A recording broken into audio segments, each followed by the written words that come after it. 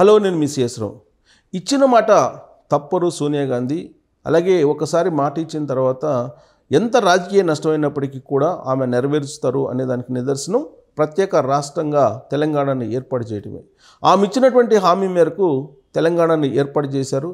ఆ సందర్భంగా రాజకీయంగా తెలుగు రాష్ట్రాల్లో కాంగ్రెస్ పార్టీ నష్టపోతుందని చెప్పి అనేక మంది ఆవిడకి చెప్పారు కూడా. అయినప్పటికీ ఇచ్చినటువంటి మాట మీద నిలబడతాను అని చెప్పి ఆమె ప్రత్యేక రాష్ట్రాన్ని ఇవ్వడం జరిగింది, తెలంగాణని.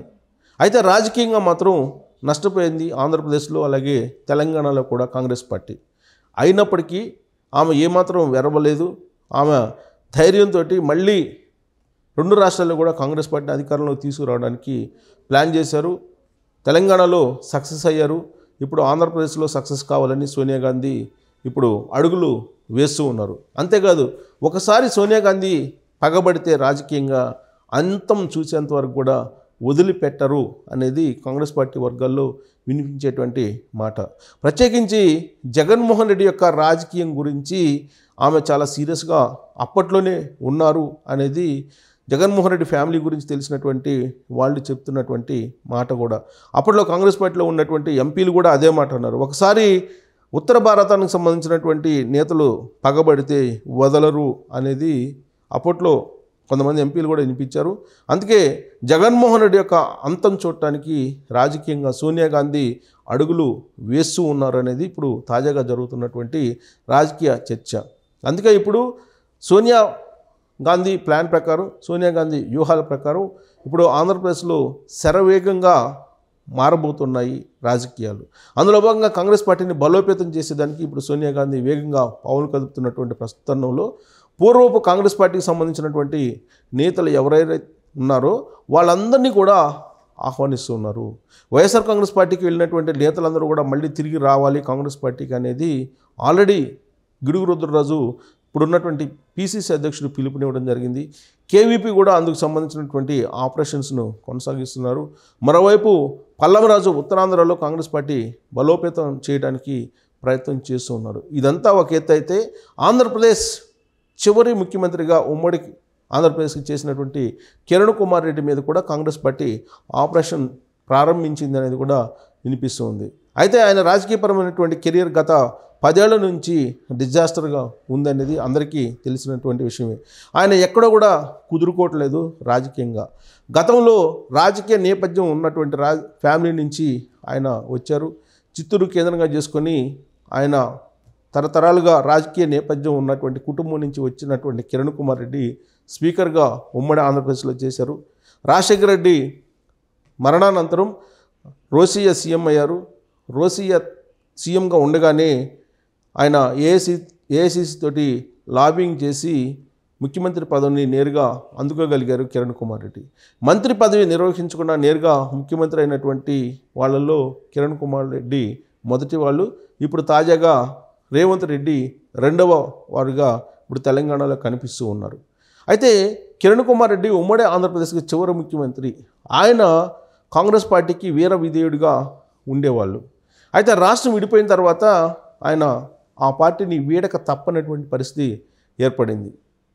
విభజన సందర్భంగా ఆయన బిల్లును ఏకగ్రీవంగా అసెంబ్లీలో పాస్ చేసి పంపించారు. సోనియా గాంధీ ఏది చెప్తే అదే చేశారు కిరణ్ కుమార్ రెడ్డి. ఒకవేళ కనుక అప్పుడు అసెంబ్లీని డిజాల్వ్ చేసినట్టయితే కిరణ్ కుమార్ రెడ్డి రాష్ట్రం విడిపోయేది కాదని చెప్పి కొంతమంది భావిస్తూ ఉంటారు. కిరణ్ కుమార్ రెడ్డి కీ రోల్ పోషించి ఆంధ్రప్రదేశ్ రాష్ట్ర విభజన బిల్లును ఏకగ్రీవంగా ఆమోదింపజేసి ఢిల్లీకి పంపించారు. అక్కడ తలుపులు వేసి లైట్లు ఆపేసి పార్లమెంట్లో ఆ బిల్లును ఆమోదింపజేసి రాష్ట్రాన్ని అశాస్త్రీయంగా విడగొట్టారు అనేటువంటి కోపం ఇప్పటికి కూడా ఆంధ్రప్రదేశ్ ప్రజల్లో ఉంది. అందుకే రాష్ట్రం విడిపోయిన తర్వాత కాంగ్రెస్ పార్టీలో ఆయన ఉండకుండా ఆయన ప్రత్యేకమైనటువంటి ఒక పార్టీని పెట్టుకొని, సమైక్యాంధ్ర అనే ఒక పార్టీని పెట్టుకొని ఆయన ఎన్నికలకు వెళ్ళటం జరిగింది. ఆయనతో పాటు ఆయన సహచరులు, ఆయన అభిమానులు కూడా కలిసి నిల్చోవడం జరిగింది. ఆయనతో సహా ఎవరికి కూడా ఆ ఎన్నికల్లో డిపాజిట్ రాలేదు 2014లో. అప్పటి నుంచి ఆంధ్రప్రదేశ్ రాజకీయాల వైపు కిరణ్ కుమార్ రెడ్డి చూడలేదు. అయితే కాంగ్రెస్ పార్టీలో మళ్ళీ తిరిగి చేరారు. సమైక్యాంధ్ర పార్టీని వదిలిపెట్టి ఆ పార్టీని విలీనం చేసి ఆయన కాంగ్రెస్ పార్టీలో జాయిన్ అయ్యారు. కాంగ్రెస్ పార్టీలో పిసిసి అధ్యక్ష పదవిని ఆయన ఆశించారు అని ఆయన అభిమానులు చెప్తూ ఉంటారు. కానీ కాంగ్రెస్ పార్టీ మాత్రం ఆయనకి అంత ప్రాధాన్యత ఇవ్వలేదు. సో దాంతో కొన్ని రోజుల పాటు సైలెంట్గా ఉన్నటువంటి కిరణ్ కుమార్ రెడ్డి ఇటీవలనే బీజేపీలో జాయిన్ అయ్యారు. బీజేపీలో ఆయన పెద్ద పదవులను ఆశిస్తున్నటువంటి క్రమంలో జాతీయ స్థాయిలో ఎదగాలి అనేటువంటి ఒక ఆలోచన ఉంది. అందుకే ఆయన బీజేపీలో చేరారని చెప్పి ఆయన అనుచరులు కొంతమంది చెప్తున్నటువంటి మాట. కానీ బీజేపీలో పరిస్థితిని కనుక చూస్తే ఆయనకు ప్రాధాన్యత ఇవ్వటం లేదు. 1-2 వేదికల మీద కనిపించిన సందర్భాలు ఉన్నాయి కానీ బట్ ఆ వేదికల మీద ఆయన ఇచ్చినటువంటి స్పీచ్ కానీ ఆయన కనిపించినటువంటి తీరు కానీ ఇవన్నీ కూడా బీజేపీకి నష్టం కలిగించేలా ఉన్నాయని ఆ పార్టీ ఒక ప్రాథమిక అంచనాకు వచ్చింది. అందుకే తెలంగాణ అసెంబ్లీ ఎన్నికల్లో ఎక్కడ కూడా ఆయన ముఖాన్ని చూపించకుండా ఎన్నికలను ముగించారు. ఆంధ్రప్రదేశ్ బీజేపీలో ఆయన యాక్టివ్ అయ్యేటువంటి అవకాశం ఉందని చెప్పి ప్రచారం జరిగింది. కానీ అక్కడ కూడా ఆయనకి స్థానం లేకుండా పోయింది. ఆల్రెడీ ఆంధ్రప్రదేశ్లో ఉండేటువంటి బీజేపీకి అధ్యక్షురాలుగా పురంధరేశ్వరి ఉన్నారు. ఆమె చాలా వేగంగా దూకుడుగా వెళ్తూ ఉన్నారు. బీజేపీ పార్టీని యాక్టివ్గా తీసుకెళ్తున్నారు. ఇలాంటి పరిస్థితుల్లో మళ్ళీ డైలమాలో కిరణ్ కుమార్ రెడ్డి రాజకీయం పడింది అనేది ఆయన అభిమానులు భావిస్తూ ఉంటారు. అందుకే ఇప్పుడు ప్రత్యామ్నాయంగా మళ్ళీ తిరిగి కాంగ్రెస్ పార్టీకి ఆయన వచ్చేటువంటి అవకాశం ఉంది, కాంగ్రెస్ పార్టీలో చేరేటువంటి అవకాశం ఉందని చెప్పి ఇప్పుడు చర్చ నడుస్తూ ఉంది రాజకీయ వర్గాల్లో. కానీ అది ఆయన అభిమానులు కొంతమంది ఖండిస్తున్నప్పటికీ కూడా కాంగ్రెస్ పార్టీ ఏఐసీసీకి సంబంధించినటువంటి కొంతమంది మాత్రం కిరణ్ కుమార్ రెడ్డిని సంప్రదిస్తూ ఉన్నారు. కిరణ్ కుమార్ రెడ్డిని రాబోయేటువంటి రోజుల్లో కాంగ్రెస్ పార్టీలో కీలకం చేయాలి అనేటువంటి ఒక ఆలోచన చేస్తున్నారనేది కూడా ఇప్పుడు తాజాగా వినిపిస్తున్నటువంటి టాక్. కేవీపీ కానీ లేదా కాంగ్రెస్ వర్కింగ్ కమిటీలో ఉన్నటువంటి రఘువీరారెడ్డి కానీ వీళ్ళు కిరణ్ కుమార్ రెడ్డితో టచ్లోకి వెళ్ళారని కూడా తెలుస్తుంది. అయితే కిరణ్ కుమార్ రెడ్డి ఆంధ్రప్రదేశ్ పీసీసీ పదవిని ఆశిస్తున్నారు అనేది కూడా ఒకటి వినిపిస్తుంది. బట్ దానికి ఏఐసీసీ మాత్రం సిద్ధంగా లేదు. కాంగ్రెస్ పార్టీలోకి వచ్చి పనిచేయడానికి మాత్రం గ్రీన్ సిగ్నల్ ఇస్తుంది కానీ కీలకమైనటువంటి పదవి ఇవ్వడానికి కానీ లేదా రాజ్యసభ లాంటి పదవులు ఇవ్వడానికి కానీ కాంగ్రెస్ పార్టీ ప్రస్తుతం అయితే సిద్ధంగా లేదు. కాంగ్రెస్ పార్టీలో చేరి పనిచేసిన తర్వాత మాత్రమే కిరణ్ కుమార్ రెడ్డికి పదవి ఇచ్చేటువంటి అవకాశం ఉందనేది ఏఐసీసీ వర్గాల నుంచి వచ్చినటువంటి ఒక సందేశంగా ఆంధ్రప్రదేశ్ కాంగ్రెస్ వర్గాల్లో వినిపిస్తూ ఉంది. కష్టకాలంలో కాంగ్రెస్ పార్టీని వీడి వెళ్ళిపోయినటువంటి కిరణ్ కుమార్ రెడ్డిని ఇప్పుడు తీసుకొచ్చి కీలక పదవిలో కూర్చోబెట్టడం సాధ్యపడదు అనేటువంటి విషయాన్ని ఏఐసీసీ చెప్పింది. కష్టకాలంలో 2014 నుంచి ఇప్పటి వరకు కాంగ్రెస్ పార్టీ లీడర్లు ఎవరైతే ఉన్నారో, ఎవరైతే కాంగ్రెస్ పార్టీని కష్టకాలంలో అంటిపెట్టుకుని ఉన్నారో వాళ్ళకు మాత్రమే ప్రాధాన్యత ఇచ్చే అవకాశం ఉంది. బయట నుంచి వచ్చినటువంటి వాళ్ళకు లేదా కాంగ్రెస్ పార్టీ వీడి వెళ్ళినటువంటి వాళ్ళకు కీలకమైనటువంటి పదవులు ఇప్పటికిప్పుడు ఇచ్చేటువంటి అవకాశం లేదు.